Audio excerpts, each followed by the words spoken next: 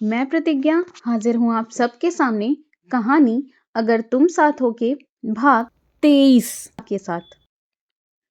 काका ने खखार कर गला साफ किया और आकर्ष का सिखाया हुआ मास्टर स्ट्रोक याद किया, लेकिन उनकी आंखों में अब वह पुराना अहंकार नहीं था। उन्होंने संभल कर कहा, अरे नहीं, हम तो बस देख रहे थे कि मसाला ठीक से बुना है कि नहीं। लाओ जरा कलछी हमें दो। बिमला सन्न रह गई।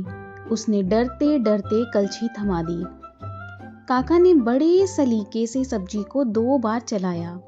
उनके हाथ कांप रहे थे, लेकिन चेहरे पर क्वालिटी कंट्रोल ऑफिसर वाली गंभीरता बनाए रखने की कोशिश थी। उस दिन जब सब्जी की खुशबू बाहर आई तो मोहल्ले की दूसरी औरतें खिड़कियों से झांकने लगीं। सब्जी भूनते हुए आंच जरा मध्यम रखा करो बिमला, बढ़िया बुनेगी, काका ने कहा तो बिमला की आंखें घूंघट के अंदर से फटी की फटी रह गईं। पूरे गांव में हवा बदल रही थी। आकाश की बातों ने सिर्फ रसोई के रास्ते नहीं खोले थे, बल्कि उन बंद दिमागों के किवाड़ भी खटखटाए थे जो सदियों से औरतों के श्रम को शून्य समझते आए थे। काका का सब्जी में कलछी चलाना केवल एक प्रक्रिया नहीं थी, बल्कि एक नए युग की शुरुआत थी, जहां मर्दानगी का अर्थ सहयोग और सम्मान की ओर मुड़ रहा था। दिल्ली अभी भी दूर थी, पर गांव की रसोई में बदलाव की आंच सुलग चुकी थी, और ये किस्सा किसी एक घर तक सीमित नहीं था। इधर धृति की हुनर की पाठशाला तो पहले दिन से ही परिणाम दिखाने लगी थी। औरतों को खुद महसूस हुआ कि वो जगह कोई कैद खाना नहीं था जहां उन्हें सुधारा जा रहा था, बल्कि उनके हुनर को और निखारा जा रहा था। आकर्ष धृति को रात में पाठशाला को चलाने के गुर सिखाता था। उसके कहने पर धृति ने पाठशाला में महिलाओं को 3 स्तर पर बांट दिया था। पहले और सबसे ऊपरी स्तर पर खुद धृति और गांव की 2-4 ऐसी अधेड़ और बुजुर्ग महिलाएं थीं जिनकी कढ़ाई बुनाई बेहद साफ सुथरी थी, यानी धागों पर काम करना वो सबसे बेहतर तरीके से जानती थीं। दूसरे स्तर पर वे महिलाएं और लड़कियां थीं जिन्हें काम तो बखूबी आता था, लेकिन काम में सफाई की सख्त जरूरत थी। और तीसरे स्तर पर थीं वो महिलाएं और लड़कियां जिन्हें कढ़ाई और सिलाई या तो बहुत बेसिक स्तर पर आता था या बिल्कुल नहीं आता था, पर वो उसे सीखने और कुछ कर दिखाने की इच्छुक थी। सिखाने का काम चल पड़ा था। आकर्ष बड़े ही संयम के साथ सब कुछ देखता था और धृति को धीरे धीरे सिखाता था। पहले स्तर की महिलाएं दूसरे स्तर को और दूसरे स्तर की महिलाएं तीसरे स्तर को कढ़ाई के गुर सिखाती थीं। धीरे धीरे हुनर निखरने लगा। तरह तरह के रंग बिरंगे पेचीदा पैटर्न तैयार होने लगे। एक डिजाइन पर 4-4 महिलाएं अपना पूरा दिमाग लगा देती, और जो बनकर तैयार होता वो अपने आप में अनोखा होता। गांव का रंग और माहौल बदलने लगा था। आकर्ष की पाठशाला पुरुषों पर अपना रंग चढ़ा रही थी और धृति की महिलाओं पर। उस शाम आकर्ष और धृति घर लौटे तो अलंकृता, जो अपनी नानी की गोद में थी, बुरी तरह रोए जा रही थी। किसी को उसके रोने का कारण समझ नहीं आ रहा था। अम्मा, क्या हुआ इसे? चोट लगी का या पेट में दर्द है?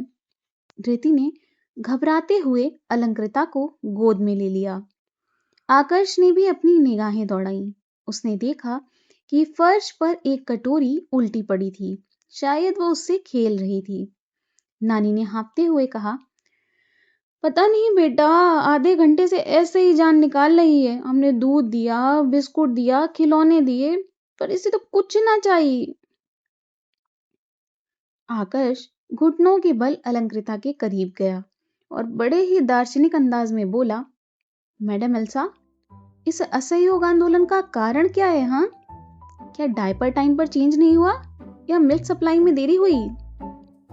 अलंकृता ने अपने प्यारे पापा को देखते ही हिचकी लेते हुए अपनी नन्ही नन्ही उंगलियां सामने मेज की ओर उठाई। सब ने मेज की तरफ देखा।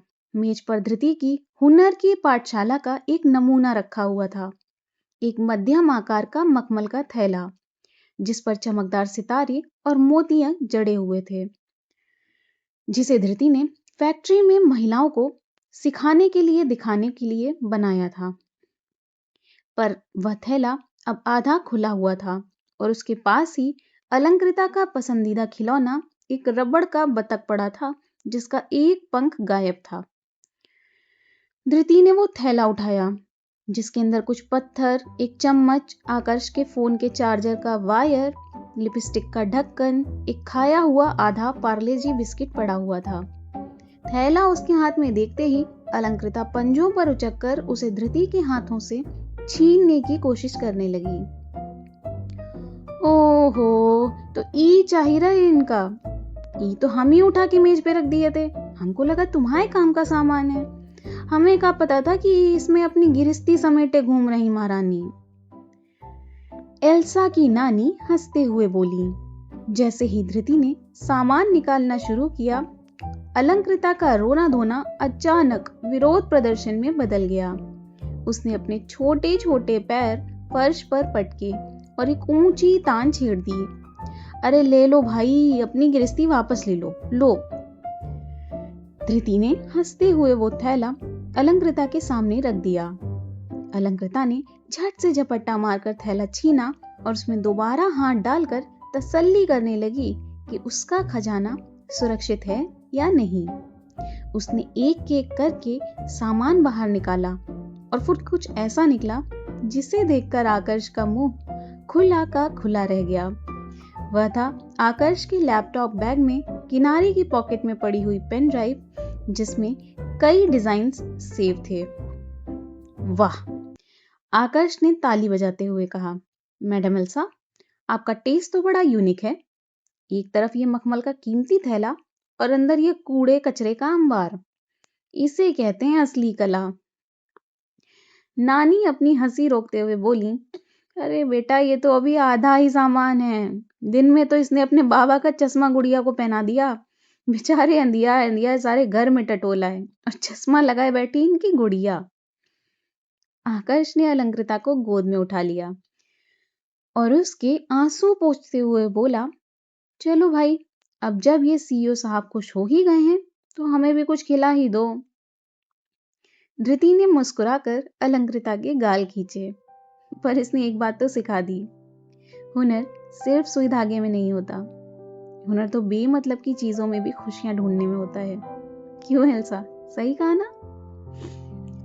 अलंकृता ने जवाब में अपना आधा खाया हुआ सीला हुआ पार्ले जी बिस्किट आकर्ष के मुंह की तरफ बढ़ा दिया, जैसे वह उसे अपनी कंपनी में हिस्सेदार बना रही हो। पूरे घर में ठहाके गूंज उठे और आकर्ष की दिन भर की थकान जैसे उस एक बिस्किट के टुकड़े के साथ हवा हो गई। रात के सन्नाटे में जब अलंकृता अपनी मखमली तिजोरी से जी भरकर खेल उसको सिरहाने रखकर सो गई, तब आकर्ष ने अपना लैपटॉप खोला। अभी स्क्रीन ऑन ही हुई थी कि अर्नब का वीडियो कॉल आ गया। आकर्ष ने ईयरफोन लगाया। स्क्रीन पर अर्नब के चेहरे के नीचे काले घेरे साफ बता रहे थे कि रक्षित ग्रुप ऑफ इंडस्ट्रीज के मालिक का हाल इन दिनों किसी मजदूर से कम नहीं है। और बता, आरजीआई के दोनों नए डायरेक्टर्स कैसे हैं? आकर्ष ने चुटकी लेते हुए कहा। अर्नब ने गहरी सांस ली और कैमरा थोड़ा पीछे किया। बैकग्राउंड में एक बच्चा पैसिफायर मुंह से गिर जाने पर रो रहा था और दूसरे को रूही गोद में लिए चुप कराकर सुलाने की कोशिश कर रही थी। भाई, आप हंस रहे हैं? यहाँ कनिष्क और कौस्तुभ ने मिलकर मेरा प्रोजेक्ट मैनेजमेंट फेल कर दिया है। बिजनेस डील संभालना आसान है, पर इन दोनों का सिंक्रोनाइजेशन समझना नामुमकिन है। एक सोता है तो दूसरा अलार्म की तरह बजने लगता है। दूसरे का रोना सुनकर पहला जाग जाता है। अर्नब की आवाज में लाचारी और प्यार का अजीब सा मिश्रण था। आकर्ष मुस्कुराते हुए बोला, ब्रो, मैंने तो पहले ही कहा था, बाप बनना दुनिया की सबसे मुश्किल इंटर्नशिप है। वैसे मेरे कन्नू और किट्टू के हालचाल क्या हैं? धृति भी उसके पास आकर स्क्रीन के सामने बैठ गई। रूही, तबीयत तो ठीक है ना तुम्हारा? उसने बड़ी आत्मीयता से पूछा। धृति, प्लीज वापस आ जाओ, प्लीज, मुझसे नहीं होता अकेले। बच्चे को लेकर गोद में हिलाती हुई रूही बेहद थकी और बेचैन लग रही थी। रूही की वह थकी हुई सूरत और अर्नब की बेबसी देखकर आकर्ष और धृति एक पल के लिए खामोश हो गए। लेकिन फिर आकर्ष ने माहौल को हल्का करने के लिए एक लंबी सांस ली और बोला, रूही, ये जो तुम वापस आ जाओ कह रही हो ना, ये बिल्कुल वैसा ही है जैसे कोई युद्ध के मैदान में खड़ा सैनिक अपने सेनापति से कहे, सर, गोलियां चल रही हैं, मुझे घर वापस जाना है। आकर्ष हंसते हुए बोला। उसकी बात सुनकर सब एक साथ हंस पड़े। तो ये था कहानी अगर तुम साथ हो का भाग 16। कल मिलते हैं कहानी के अगले भाग के साथ। तब तक के लिए धन्यवाद।